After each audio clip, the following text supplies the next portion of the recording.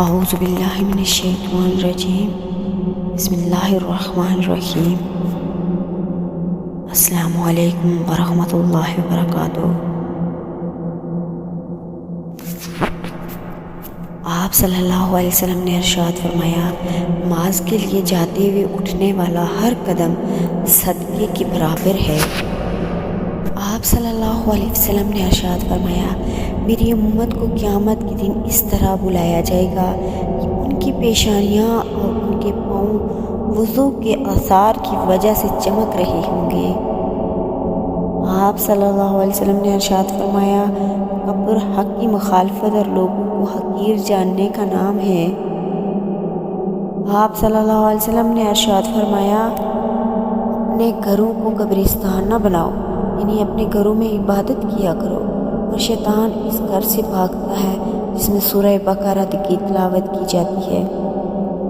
آپ صلی اللہ علیہ وسلم نے ارشاد فرمایا، دعا نفع پہنچاتی ہے اور ان بلاؤں کو ٹالتی ہے جو نازل ہو چکی ہیں، اور ان بلاؤں کو بھی جو ابھی نازل نہیں ہوئی، اس لیے تم لوگ دعاؤں کا اہتمام کرو۔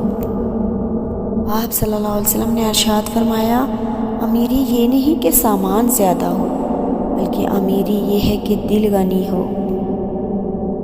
کسی انسان کے دل میں ایمان اور حسد اکٹھے نہیں رہ سکتے۔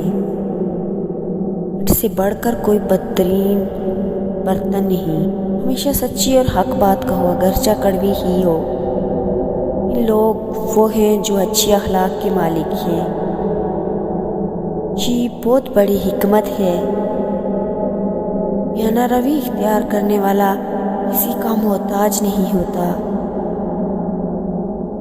آدمی کے جھوٹا ہونے کے لیے یہی کافی ہے کہ وہ سنائی بات بغیر تحقیق کے آگے بیان کر دے۔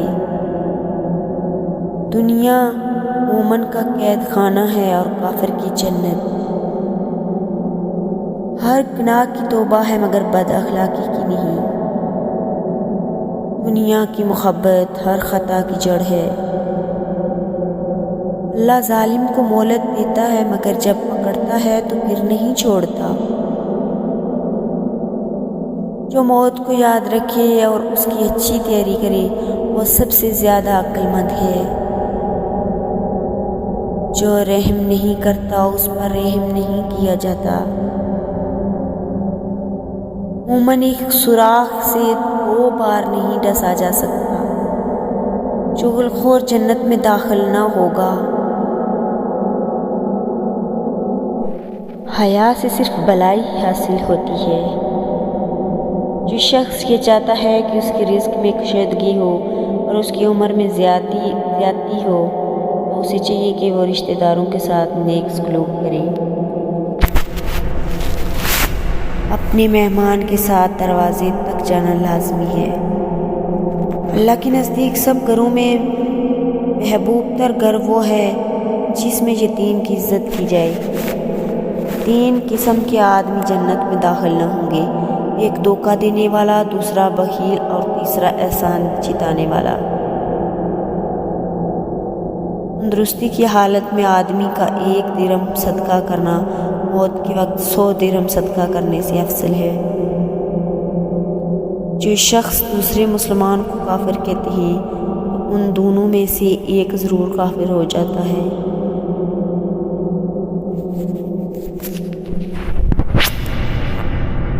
ترین شخص وہ ہے جو 2 منہ رکھتا ہے، ایک منہ سے ایک کے پاس جاتا ہے اور دوسرے منہ سے دوسرے کے پاس جاتا ہے۔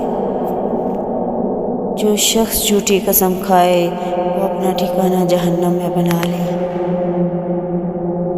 فاسق اپنے مسلمان بھائی سے ملتے وقت ہمارا مسکرا دینا بھی صدقہ ہے۔ سب سے بڑی نیکی اپنے دوستوں اور ہم نشینوں کی عزت کرنا ہے۔ جو دھوکہ دے وہ ہم میں سے نہیں۔ رونا دل کو روشن کرتا ہے۔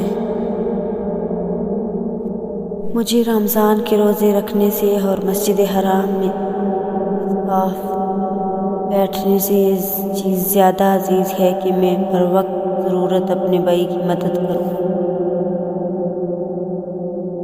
جس طرح اللہ نے تم پر احسان کیا، اسی طرح تم بھی لوگوں پر احسان کرو۔ وہ شخص مسلمان نہیں جو اپنا پیٹ بھرے اور اس کا پڑوسی بھوکا مرے۔ جو شخص عیب جوئی کرتا ہے اور لوگوں پر آوازیں کستا ہے اس کے لیے بڑی تباہی ہے۔